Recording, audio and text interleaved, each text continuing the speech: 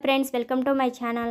మన ఇంట్లో ఏ birthday party అయినా, ఏ యానివర్సరీ అయినా కేక్ కట్ చేస్తాం కదండి. ఆ కేక్ బాక్సుల్ని మనం పడేయకోకుండా వాటిని రీయూస్ చేసుకోవచ్చు అనమాట. అలాగే ఆ కేక్ బాక్సులనే కాకుండా ఏదైనా గిఫ్ట్ బాక్సులు అయినా సరే మనం స్టోరేజ్ బాక్సులాగా చేసుకోవచ్చు. ఓకేనండి, ఆ స్టోరేజ్ బాక్సులను ఎలా చేయాలో ఈ వీడియోలో మీకు క్లియర్గా చూపిస్తానమాట. ఈలోపు ఎవరైతే మన ఛానల్ని సబ్స్క్రైబ్ చేయలేదో సబ్స్క్రైబ్ చేసుకోండి.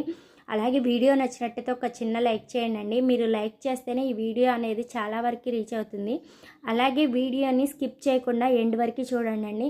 మనం వేస్ట్గా పడేసేటటువంటి కేక్ బాక్స్ని మనం రీయూజ్ చేసుకొని బయట కొనాల్సిన అవసరం లేని స్టోరేజ్ బాక్స్ అనేది ఇంట్లోనే ఈజీగా చేసేసుకోవచ్చు. అది కూడా ఒక 10 నిమిషాలు టైం స్పెండ్ చేస్తే చాలు.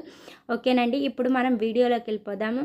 చెప్పాను కదండి, కేక్ బాక్స్ని తీసుకొని దాన్ని బ్యాక్ సైడ్ వచ్చేసరికి ఎక్కడైతే ఓపెన్ ఉంటుందో అది ఓపెన్ అవ్వకోకుండా ప్లాస్టర్ అనేది వేసుకోవాలన్నమాట. అంటే ఓపెన్ అవ్వకోకుండా ప్లాస్టర్ అనేది వేసుకోవాలి. అలాగే దాన్ని మళ్ళీ ఆ కేక్ బాక్స్ని లోపల కూడా ఓపెన్ అవ్వకోకుండా ఉండటం కోసం ప్లాస్టర్ అనేది వేసేయాలండి.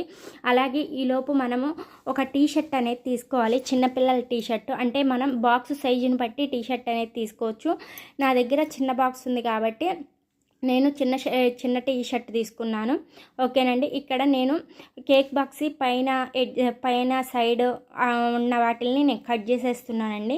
అలా కట్ చేసిన అట్ట ముక్కల్ని పక్కన పెట్టుకోవాలండి. వాటిని మళ్ళీ మనం రీయూజ్ చేసుకోవచ్చు అనమాట. ఓకేనండి, ఎలా రీయూజ్ చేస్తానో కూడా మీకు ఇప్పుడు చూపిస్తాను. ఓకేనండి, నాకు సైడ్ నమ్మటను కూడా ఓపెన్ ఉంటే నేను ప్లాస్టర్ అనేది వేసేసాను అనమాట. ఓకేనండి, మా ఇంట్లో ఉన్న చిన్న కేక్ బాక్స్ని రీయూజ్ చేశాను అనమాట. ఓకేనండి, ఇలా సైడ్ను కూడా మొత్తం కట్ చేసేసి ఇలా బాక్స్ అనేది ఓపెన్గా ఉండేటట్టు చూసుకోవాలి. తర్వాత చెప్పాను కదండి, లోపల సైడ్ కూడా ఓపెన్ ఉంటే మనం ప్లాస్టర్ అనేది వేసేసుకోవాలన్నమాట. ఇలా ప్లాస్టర్ అనేది వేసుకోవటం వల్ల బాక్స్ అనేది కదలకుండా ఉంటుంది అనమాట. చూసారు కదండి, ప్లాస్టర్ మొత్తం వేసేసాను. తర్వాత ఒక టీ షర్ట్ అనేది తీసుకోవాలి. ఇలా చిన్నపిల్లల టీ షర్ట్ తీసుకొని మనం అడ్జస్ట్ చేసుకుంటా ఫెవికాల్ అనేది అంటించుకోవచ్చు.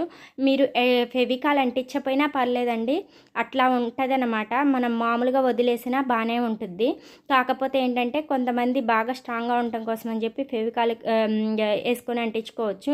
ఓకేనండి, నేను ఇక్కడ ఫెవికాల్ అంటించి కొంచెం మా పాప టీషర్ట్ లూజ్గా ఉండేసరికి ఇంకా నేను కొంచెం ఫోల్డ్ చేసి అడ్జస్ట్ చేశాను అనమాట.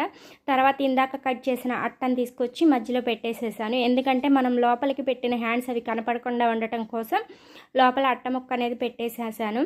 తర్వాత వచ్చేసరికి కొంచెం సేపు ఆరిపోయిన తర్వాత మనము దాంట్లో ఏం పెట్టుకోవాలనుకుంటున్నామో అవి పెట్టుకోవచ్చండి. నేనైతే మీకు పిల్లల మెడిసిన్స్ పెట్టి చూపిస్తానమాట. ఓకేనండి, కావాలంటే పౌడర్ డబ్బాలు లేకపోతే పర్ఫ్యూమ్ బాటిల్స్, ఇంకా చిన్నపిల్లల మందులు ఇలాంటి అన్నీ వీటిల్లో పెట్టుకోవచ్చు అనమాట. వెయిట్ కూడా బాగానే ఆగిద్దండి. ఓకేనండి, మనం వట్టి కేక్ బాక్స్ని డైరెక్ట్గా అలా పెట్టేస్తే అంత నీట్గా అనిపించదు. అందుకని ఒకసారి ఇలా ట్రై చేయండి. మీకు మాత్రం వీడియో నచ్చినట్టయితే ఒక చిన్న లైక్ చేయండి. మన ఛానల్ని సబ్స్క్రైబ్ చేయకపోతే సబ్స్క్రైబ్ చేసుకోండి.